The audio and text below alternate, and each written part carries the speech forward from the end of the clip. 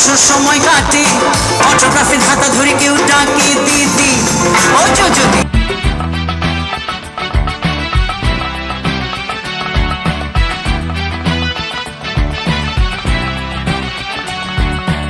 বম্বে ছেড়ে এসে বাংলাতে